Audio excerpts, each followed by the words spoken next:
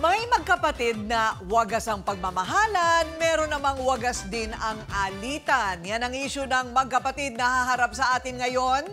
At sumbong sa atin ang nagrereklamo, lagi raw niya o lagi raw siya pinag-iinitan ng kanyang ate. Kaya ang tanong na gusto niyang masagot, Sister, bakit ka bitter?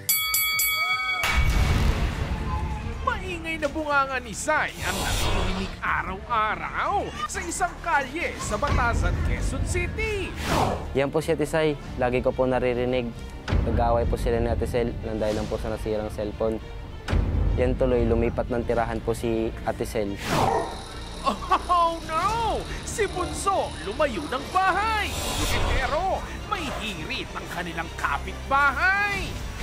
Grabe ka, Hazel. Pagkatapos ka tulungan ni Ate Sai, ganyan pa igaganti mo. Nang dahil sa cellphone, nirereklamo na si Ate Sai. Hindi ka na nahiya. Kapal ng mukha mo, Hazel. Nako! Sumbata na ba to? O mananaig pa rin ang sisterly love sa dalawa? Sobra na, tama na. Yan ang hinaing niya sa kanyang abusado daw at mapanlait na kapatid. Zael, humarap ka na.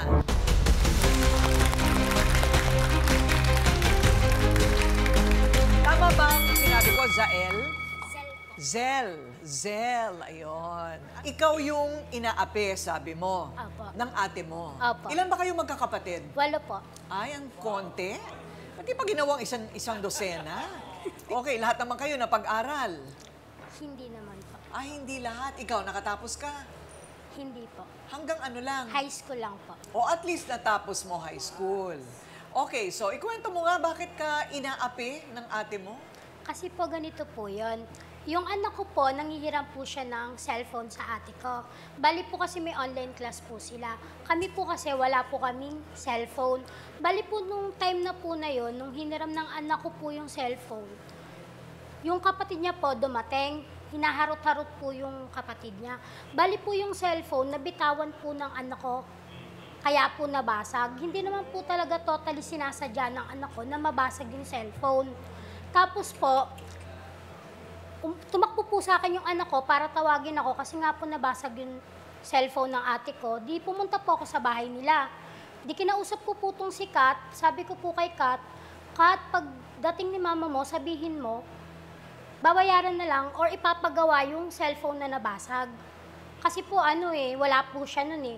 Pagdating niya po, galit na galit po siya sa aming mag-iina. Tapos po nung pagdating niya, may gate po kasi yung bahay namin eh. Sabi niya po, Hazel! Sabi niya pong ganon. Yael! Sabi niya po talagang ganon. Di sabi, Parang hinahamon ka. Opo, di bali po, parang nagbingi-bingihan lang po ako. Oo. Kasi nga po, syempre sa akin po, natatakot din po ako eh, kasi kasalanan ng anak ko eh. Di sabi ko, wala po rito si Yael, sabi ko sa ate ko. Sabi niya, saan? Ano? Anong gagawin niyo rito sa cellphone na to? Sabi po ng ate ko, sabi ko, papagawa na lang pag may pera. Sabi ko ganyan. Sabi ko, pasensya ka na kasi itong Pagka nabasag ba yung cellphone, umaandar pa naman yun, di ba? Hindi po siya kasi po ganun po yung... Kaya nga, so masama ang bagsak. Masama po talaga So, yung ayaw bagsak. nang gumana. Opo, hindi po talaga umano. Tapos po yun, nakiusap naman po ako sa kanya eh. Lagi po ako sa kanya nakikiusap. Tuwing niya. Kaso araw-araw niya akong inaano eh. Dahil Pati lang mga anak dyan? ko. Hindi, dahil lang dyan. Walang ibang pinagmulan. Wala naman po, yung dahil lang po sa cellphone na yun. Tapos po hanggang sa nag-ano-ano na yung mga kwento na pati po sa paghingi ko na mainit na tubig. Tapos po makikinood yung mga anak ko, nagagalit siya, lagi niya sinasabihan, mga perwisyo talaga kayo, hating gabi na nandito pa kayo. Gumaganon po. Sino ba na pangasawa mo? Wala bang trabaho yung asawa Meron mo? naman po. Anong trabaho niya? Construction po. Ikaw? Minsan po nagmamanicure. Nagmamanicure. Apo. Ilan ang anak mo? 6 po. Ay.